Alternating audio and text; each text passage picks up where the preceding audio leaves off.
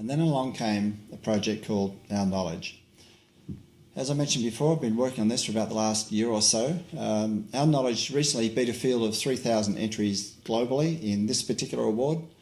This is a Microsoft Partner Network Global Partner of the Year Award, won by Unique World for Telstra's entry in the portals and collaboration space. This was a project that was initiated within Telstra and the Enterprise and Government Business Unit. And I've been quite fortunate to have a view of the project from both sides of the fence, from the business side and from the IT side. It's a very interesting project, and I do want to just go into it in a bit more detail.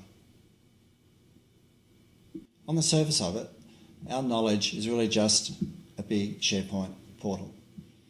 What's important about that, though, is that it has a very, very specific scope. Major managed customers, they're the Telstra's larger customers, other big corporates, need to be carefully managed.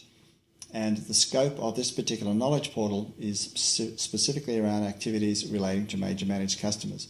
What can I expect to find here? What can I store here? Anything to do with major managed customers. So content relating to that particular business activity goes into the portal, as you can see there.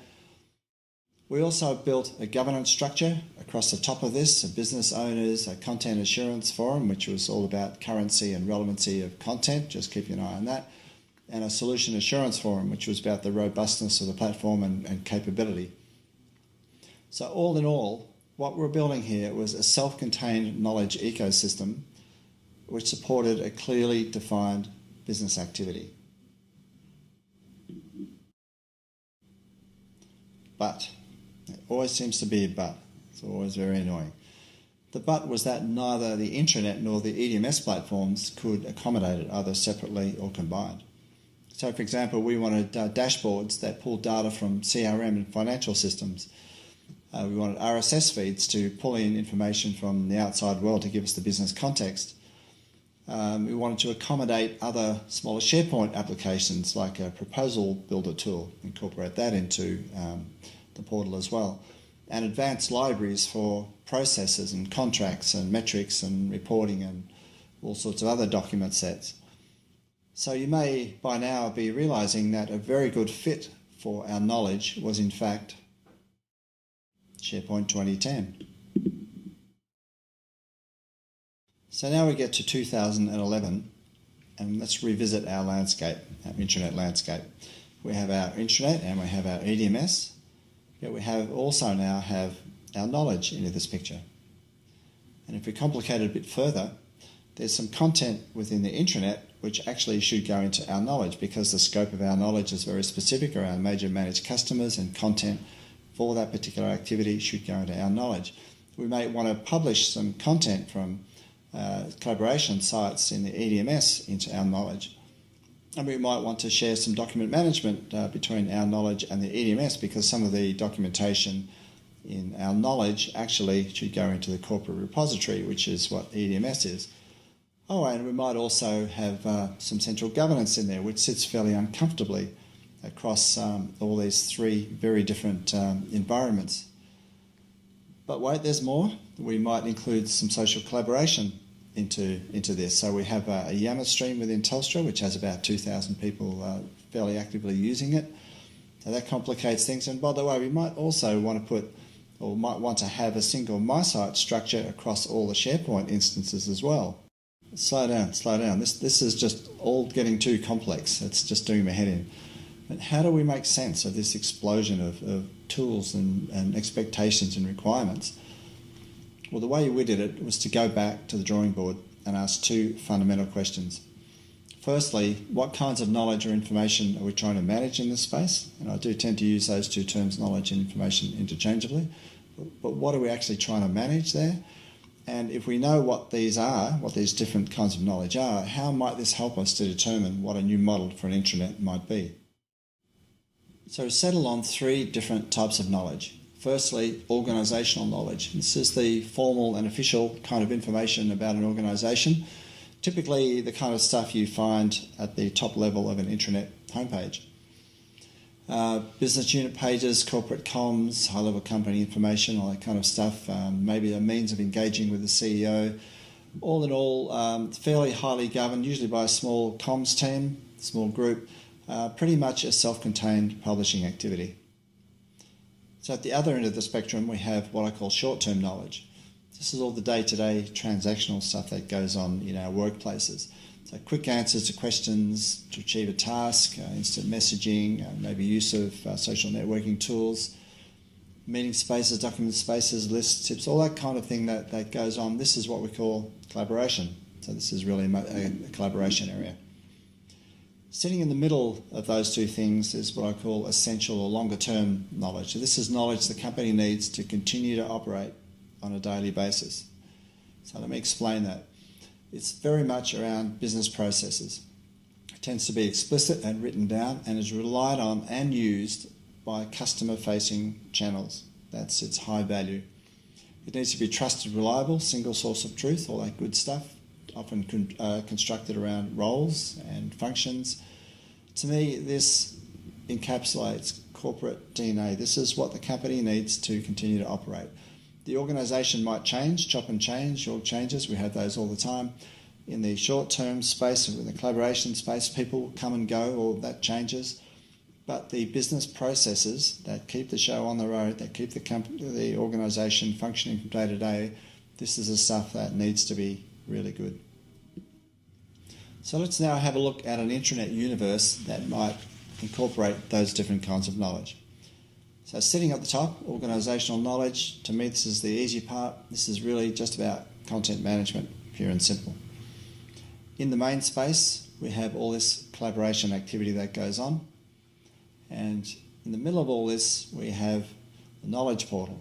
And we may want to replicate that across the business for different parts of the business, different business activities that need to have that high value knowledge stored there as well.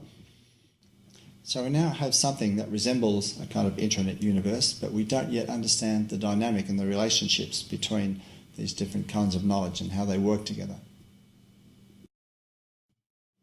I want to look at that relationship through what I call the knowledge journey. So this is between the collaboration space and a knowledge portal, how knowledge moves.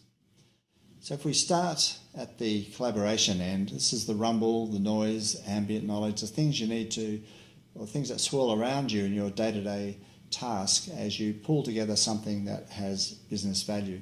You ask questions, you gain knowledge from wherever you can get it, and as that information is refined, the knowledge and information is refined, it gets harvested and filtered, value gets added as others are brought in, it becomes a slightly more formal business process. Team sites tend to be produced around that. Collaboration space is more formalised rather than just the sort of loose-knit groups down at the bottom end. And then eventually, through another process of refinement and business value, we end up with the actual artefacts and knowledge that goes into the knowledge portal. So if you look at a more specific example, I've just pulled one out of thin air, let's say a product improvement. So let's see how that actually works in practice. So down at this collaboration area, we have all this activity going on, informal contact with a range of internal contacts, engaging with social networks, RSS feeds to pull content in from the outside world to give us our business context. Innovation goes on, maybe some blogs or whatever, just knowledge pulled from whatever sources can contribute to this business initiative, which is around a product improvement. So it's just really about the assembly of inputs into the next stage, which is where a business initiative begins to form. So you have your idea packs, experts get involved for evaluations, and other business tools are used, business case is invariably formed. And eventually, once the initiative gets across the line and goes into production, then we have our formal documentation and all the stuff we need around it, which enables it to become a business initiative. So support processes, all this marketing collateral, installation procedures, all that kind of stuff, product specification, all of this is critical and will be used by the customer-facing channel. So now when we look back at our intranet universe, we start to understand how these things do actually work together. So we have a direct line between the collaboration spaces and the knowledge portals. This is the way the knowledge flows from the staff who pull it all together and ends up in the knowledge portals that are relied on by our customer-facing staff. Each portal has a scope, very important, because that really defines where each piece of knowledge should go. What can I store here? What can I find here for each of those portals? So that's quite clear as well. So once we understand the dynamics of this universe, we can then start to make some very practical decisions. So for example, organisation knowledge, well, that really just needs pretty good content management. We're already pretty good at that. We've been doing it for about a decade or so we've got that down pretty pat. The collaboration areas, on the other hand, what is really needed down there is a good conveyor belt technology to just technology that can move knowledge around. And our essential knowledge, the knowledge portals, well, they really need a good, deep, richly tagged repository with good rating and feedback mechanisms for constant improvement. We know that workflow will be crucial to the movement of knowledge in this type of intranet universe. And overall, technology really is in its correct place as an enabler. It's providing the mechanisms to move knowledge around and to store it. So it was interesting as we were going through this particular exercise, we realised something really interesting was actually going on. That we weren't trying to imagine a bigger and better one of these. We were imagining an intranet that would actually form its own structure around what the business did, to be adaptive to what the business is doing. And if the business functions change, that's fine. Then the collaboration sites simply reform around the way the business is going to currently work. This is the self-forming intranet. We need to, of course, touch on governance, which is always important. As I mentioned before, the knowledge portals themselves have their own governance structure. Business owners, content assurance, and the platform assurance. And that's very important because the people who know their business most are those who live and breathe that part of the business every day. So you don't want a central body dictating what the governance should be for a local area. However, what you do need is central governance across the top of all this. And we know about things like standards, policies, and user experience, strategic vision, all those great things that need to be governed centrally. So this is a federated model and a very good argument for a collaboration and knowledge office sitting across the top. Some very important things for them to do. And of course, in the case of new portals coming along, then that particular central governance group would need to also be gatekeeper to make sure that new portal has a very strong scope sitting around it. What can I find here? What can I store here? In order that knowledge can be directed into it correctly.